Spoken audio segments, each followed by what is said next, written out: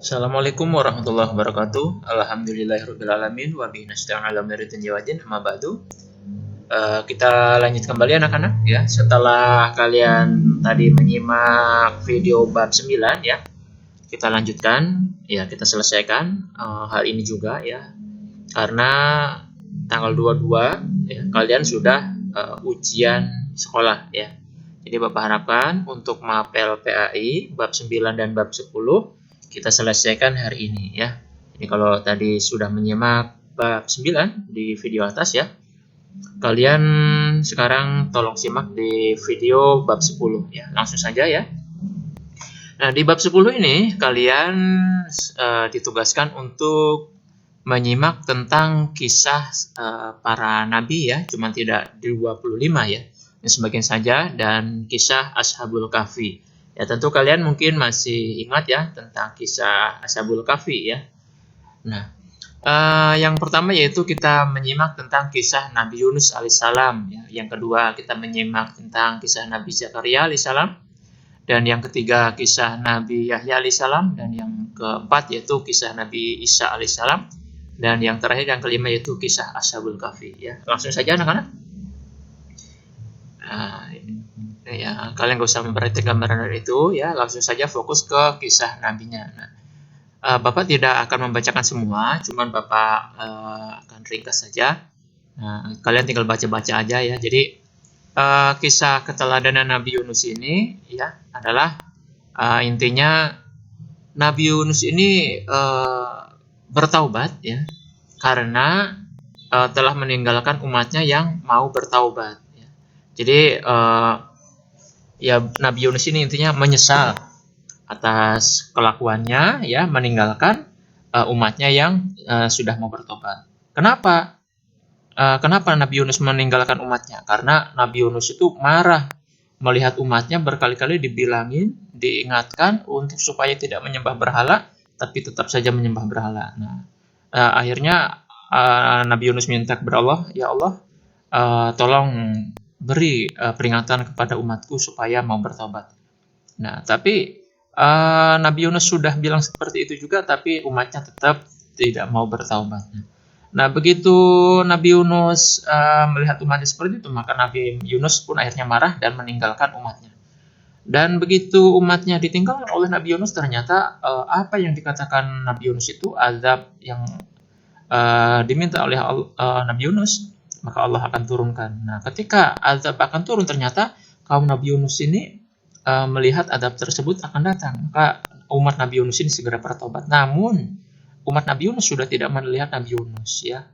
Yang akhirnya Nabi Yunus pergi meninggalkan kota ya, menaikkan perahu, dan akhirnya di perahu Nabi Yunus pun mendapatkan bencana yang akhirnya harus lompat ke laut dan ditelan oleh ikan hiu. Itu ya ceritanya ya anak-anak ya. Ya, kalian tinggal baca aja ya. Di antaranya di sini juga ada doa Nabi Yunus ya. Doanya yang Nabi Yunus ini menyesali sendiri ya atas perbuatannya meninggalkan umatnya. Yang bacanya, La ilaha illa anta subhanaka inni kuntu minadz dzalimin. La ilaha, tidak ada Tuhan kecuali Engkau ya Allah, Maha Suci Engkau ya Allah. Inni kuntu minadz dzalimin, sesungguhnya aku adalah termasuk orang-orang sebagian dari orang yang zalim ya. Itu ya. Nah, kita lanjutkan kisah yang kedua, yaitu tentang, kalian baca aja ya, kita kisah Nabi Yunus ini. Yang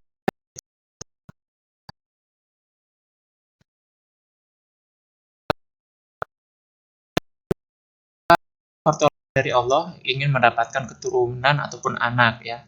Hingga umurnya sampai tua, ternyata belum juga diberi keturunan.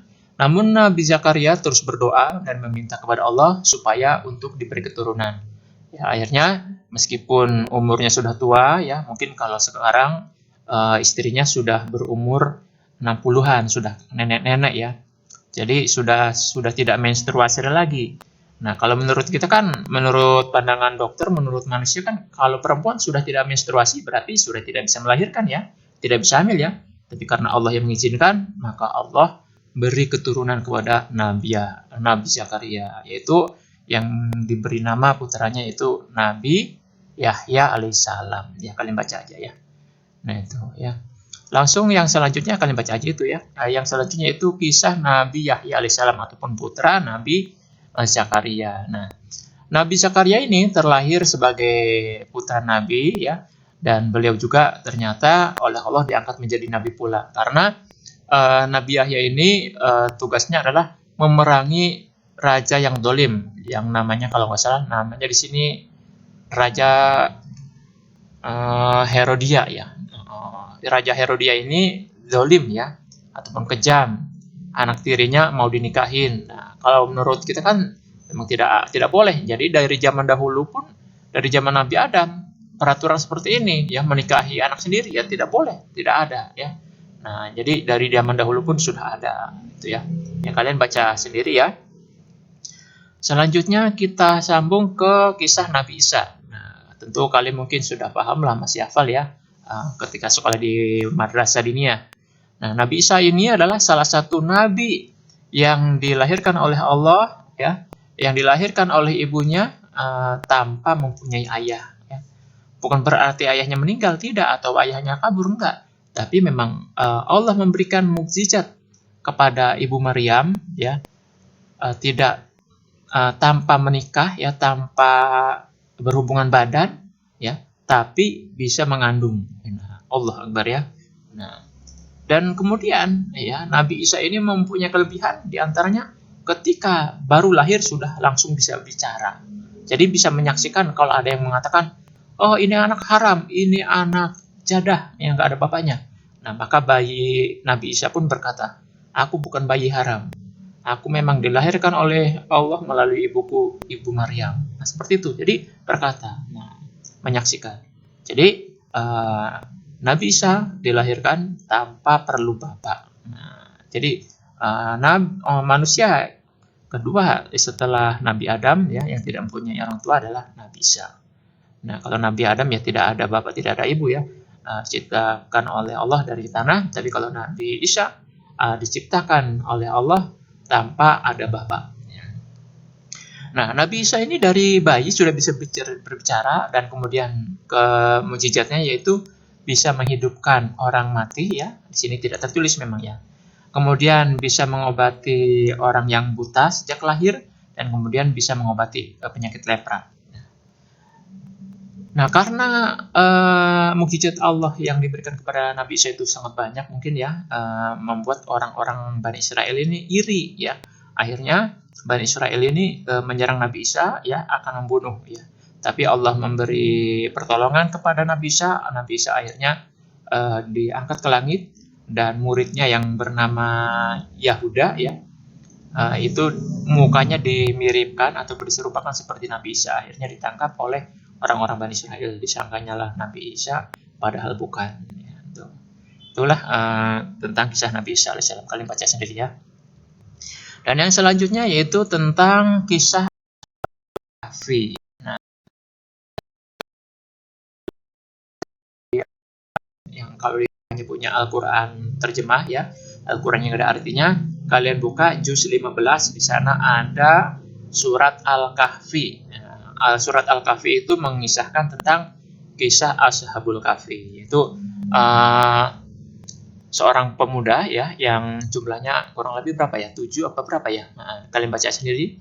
Kemudian oleh Allah ditolong ya dari raja yang dolim, karena rajanya mempunyai anak buah ya, yang selalu berkeliling kota. Apabila mengetahui dari masyarakatnya yang tidak menyembah berhala, maka akan segera dibunuh. Nah, maka Ashabul Kahfi ini ataupun 7 pemuda ini kemudian bersembunyi di dalam gua dan meminta pertolongan kepada Allah. Kemudian oleh Allah ditidurkan selama 309 tahun ya lamanya. Dan pemuda ini juga mempunyai penjaga, yaitu anjing ya, yang selalu setia menemani ya. Ya itu ya. Itulah tentang kisah Ashabul Kahfi. Kalian baca sendiri ya. Kalau kurang puas boleh dilihat di YouTube, atau kalian baca surat Al-Kahfi di Al-Quran yang sudah ada terjemahnya ya, secara mendetail. Ya.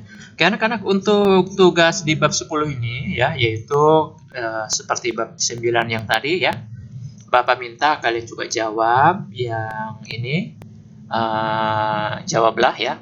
jawablah pertanyaan ini dengan benar dan tepat. Dan yang ini, bacalah kalimat ini ya, ini juga kalian jawab ya. Kalian juga bisa menjawabnya dengan di Google Form ya, yang sudah Bapak sertakan di bawah ini ya, di bawah video ini. Ya, sekali lagi, link Google Form-nya ada di bawah video ini ya. Yang di bab 9 pun sama, ada di bawah bab 9 di bawah videonya ya. Ya. Oke. Ya, ini saja anak-anak untuk tugas terakhir kalian pada tahun ini.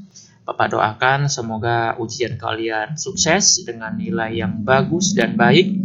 Dan Bapak harapkan, tolong ya, apabila kalian sudah meninggalkan sekolah ini, tolong jaga alma mater, nama baik sekolah kita. Jadikanlah kalian ini murid-murid yang baik akhlaknya dan bisa ditiru oleh adik-adik kelas kalian lagi ya, dan bisa dikenang nanti di kemudian hari ya. Terima kasih anak-anak. Bapak doakan semoga kalian selalu sehat walafiat dan bisa menempuh ujian dengan baik ya, dan lulus dengan nilai yang sangat luar biasa dan bisa melanjutkan ke sekolah SLTP ataupun sekolah yang lebih tinggi yang kalian inginkan. Terima kasih. Wassalamualaikum warahmatullahi wabarakatuh.